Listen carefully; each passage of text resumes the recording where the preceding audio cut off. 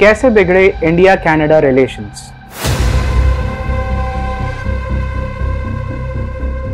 क्या Justin Trudeau ने ऐसा जानबूझकर किया? आखिर कनाडा में ही क्यों बढ़ रही है खालिस्तानियों की तादाद?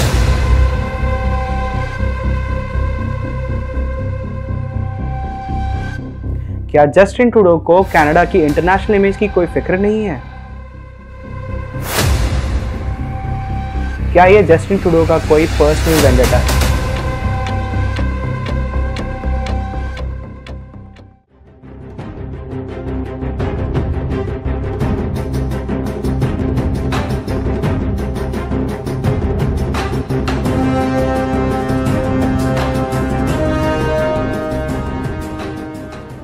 नमस्ते and welcome to in between presents global sense. मैं हूं आपके साथ दीपांक नायकर और आज से हम इस 3 पार्ट सीरीज के जरिए इन डिटेल में बात करेंगे इंडिया कनाडा के बिगड़ते हुए रिलेशंस के बारे में। भारत एक ऐसी कंट्री जिसके साथ लगभग बाकी सारी कंट्रीज अपने डिप्लोमेटिक रिलेशंस को बेटर करना चाहती है, जिसकी वजह है भारत की ग्लोबल लीडरशिप, ग्लोबल इंपॉर्टेंस और साथ ही वर्ल्ड्स फास्टेस्ट डेवलपिंग इकोनॉमी होना। बट कुछ कंट्रीज ऐसी भी है जो इस नए भारत की इंपॉर्टेंस को समझ नहीं पा रही है और अभी भी उनका नजरिया भारत के लिए पुराना ही है। वो कंट्रीज अभी भी ये सोचती है कि वो भारत के इंटरनल और जियोपॉलिटिकल मैटर्स को इन्फ्लुएंस और डोमिनेट कर सकती है, साथ ही अपने पॉलिसीज को उन पे थोप सकती है। और ऐसी ही एक कंट्री है कनाडा, जिसका नजरिया भारत के तरफ अब भी चेंज नहीं हुआ है। इसी वजह से कनाडा और इंडिया के रिलेशंस बिगड़ते ही जा रहे हैं।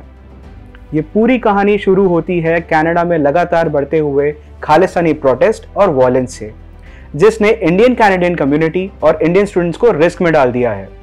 एक्चुअली दिल्ली में हुई G20 समिट के बायलैटरल मीटिंग्स में जब पीएम मोदी की मुलाकात ट्रूडो से हुई, तब उन्होंने कनाडा में चल रहे एंटी इंडिया प्रोटेस्ट और खालिस्तान की मांग पर रोक लगाने को कहा, जिसके बाद जस्टिन ट्रूडो को उनकी फॉरेन पॉलिसीज के लिए कनाडा में काफी बैकलैश झेलना पड़ा। लगातार बिगड़ते रिश्तों के बाद भी जब G20 से वापसी के समय जस्टिन ट्रूडो के प्लेन में टेक्निकल फॉल्ट आया, तब भी भारत ने एज गुड जेस्चर उनको एयर इंडिया वन ऑफर किया। एयर इंडिया वन वो प्लेन है जिससे पीएम और प्रेसिडेंट अपने फॉरेन ट्रैवल के लिए यूज करते हैं, लेकिन कैनेडियन अथॉरिटीज ने उसे भी यूज करने से साफ साफ मना कर दिया।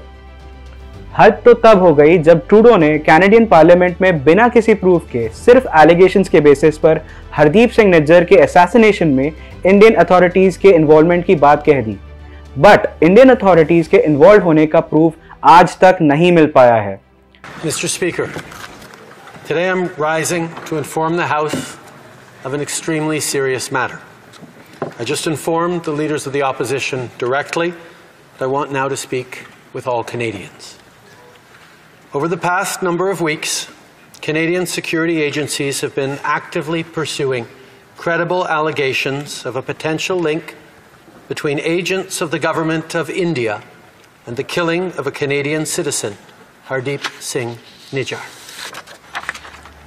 कनाडा के फॉरेन मिनिस्टर ने अपने एक स्टेटमेंट में कहा भी था, there may have been involvement of Indian officials. तो जब कनाडा की एक्सटर्नल अफेयर मिनिस्ट्री ही श्योर नहीं थी, तो पीएम ऑफ कनाडा को पार्लियामेंट में खड़े होकर इस बात को बोलने की जरूरत ही नहीं थी। Bonjour à tous. Hi everyone. First and foremost, I would like to extend my condolences to the family and loved ones of Hardeep Singh Nijjar.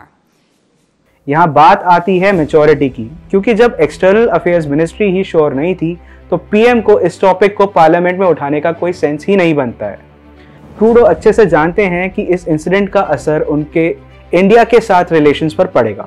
G20 2023 summit के जस्ट पहले इंडिया कनाडा का फ्री ट्रेड एग्रीमेंट का hold हो जाना, निज्जर के murder में Indian authorities को घेर लिया जाना और लगातार हो रहे खालिस्तानी एक्सट्रीमिज्म को एक्सप्रेशन ऑफ फ्रीडम के नाम में इग्नोर करना, ये साफ साफ इंडिकेट करता है कि ट्रूडो गवर्नमेंट किसी प्री डिफाइंड मोटिव से चल रही है।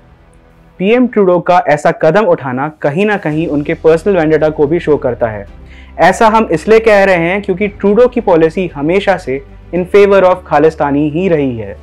हमने कभी भी कैनेडियन गवर्नमेंट के साइड से खालिस्तानी सेपरेटिस्ट मूवमेंट के खिलाफ खुलकर कोई भी कंडेमनेशन नहीं देखी है। ट्रूडो ये अच्छे से जानते हैं कि भारत ऐसे कोई भी कंट्री से अपने डिप्लोमेटिक रिलेशंस को आगे नहीं बढ़ाएगा जहां एंटी इंडिया प्रोटेस्ट और इंडिया से सेक्सेशन प्रेवलेंट हो। एक इंटरेस्टिंग फैक्ट ये भी है कि ट्रूडो की लिबरल पार्टी को वहां के लोअर हाउस ऑफ पार्लियामेंट यानी हाउस ऑफ कॉमन्स में न्यू डेमोक्रेटिक पार्टी यानी एनडीपी का सपोर्ट मिला है गवर्नमेंट फॉर्मेशन के लिए। इसका मतलब ये है कि ट्रूडो की ये गवर्नमेंट माइनॉरिटी गवर्नमेंट है। यहाँ एनडीपी की इसलिए बात हो रही है क्योंकि उसके करंट लीडर जगमीत सिंह है, जो खुद ही खालिस्तान प्रोटेस्ट को डिफेंड करते हुए कई बार खालिस्तान के फेवर में स्टेटमेंट्स भी दे चुके हैं। जैसे कि निज्जर की किलिंग के बाद सिंह ने पीएम मोदी के अगेंस्ट कहा था, today we learned of allegations that the agent of Indian government murdered Nijjar, a Canadian killed on Canadian soil. To all Canadians, this is my vow. I will leave no stone unturned in the pursuit of justice, including holding Narendra Modi accountable. Trudeau और जगमीत सिंह दोनों ने कई बार Khalistani protest के incidents को matter of freedom of expression भी label करा है। Economic times में छपी एक रिपोर्ट के मुताबिक जगमीत सिंह के ties various section of Khalistani extremist और प्रो खालिस्तानी म्यूजिशियन से जुड़े हुए हैं। फरवरी 2018 में पंजाब स्टेट के तब के सीएम कैप्टन अमरिंदर सिंह जी ने कैनेडियन पीएम जस्टिन ट्रूडो को category A Canada based operatives जो क्राइम और टेरर एक्टिविटीज में इन्वॉल्व हैं ऐसे पर्सन्स की लिस्ट दी थी और इस लिस्ट में हरदीप सिंह निज्जर का नाम भी शामिल था। हरदीप सिंह निज्जर ने एक militant group Khalistani tiger force form किया था और साथ ही निज्जर पर पंजाब में क्राइम्स करने या उसमें इन्वॉल्व होने की भी एलिगेशंस लगे हैं। निज्जर को गवर्नमेंट ऑफ इंडिया ने टेररिस्ट लेबल कर रखा है।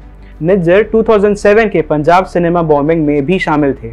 इस बॉम्ब ब्लास्ट में 6 लोगों की मौत हुई थी और 40 लोग इंजर्ड हुए थे। 2009 में निज्जर पर बीजेपी के पॉलिटिशियन रुलदा सिंह के असैसिनेशन का भी आरोप लगा है।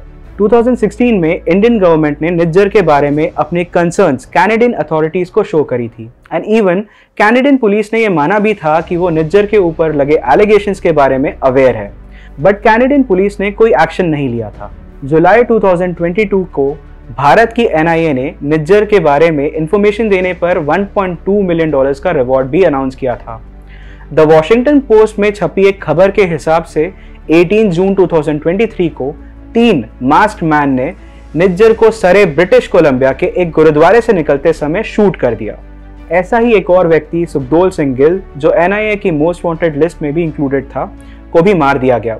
गिल को 21 सितंबर 2023 को कनाडा के विनिपेग में अनआइडेंटिफाइड असेलेंट्स ने शूट कर दिया। As per SSP Moga district, Gill पर 16 cases of extortion, attempt to murder and murder के केसेस चल रहे हैं। गिल भांबिया गैंग, जो कि पंजाब, हरियाणा, राजस्थान और दिल्ली में एक्टिव है, उनसे भी एसोसिएटेड है। गिल पर इंटरनेशनल कबड्डी प्लेयर संदीप नागाल अंबियान के किलिंग में भी शामिल होने का आरोप है।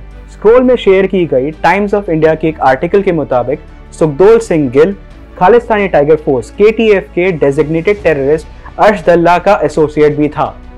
कनाडा एक सेफ हेवन बन चुका है ऐसे क्रिमिनल्स के लिए। सबसे बड़ी सरप्राइजिंग बात यह है कि कैसे इतने बड़े एलिगेशंस इन क्रिमिनल्स पर लगने के बाद भी कनाडा का पासपोर्ट और वीजा इन्हें मिल जाता है। निज्जर जैसे लोग जो खुद चीफ हैं KTF जैसे मिलिटेंट ग्रुप्स के, उसे 2015 में कैनेडियन सिटीजनशिप मिल जाती है। और तो और वहां की गवर्नमेंट को लोअर हाउस ऑफ पार्लियामेंट में सपोर्ट देने वाले एनडीपी के लीडर जगमीत सिंह निज्जर को कैनेडियन सिटीजन बताते हुए पीएम मोदी पर अकाउंटेबिलिटी डाल देते हैं। ऐसे में भारत को कनाडा के साथ वही रुख अपनाना चाहिए जो वो पाकिस्तान के साथ अपनाता है, क्योंकि आखिर बात देश की सॉवरेनिटी की है।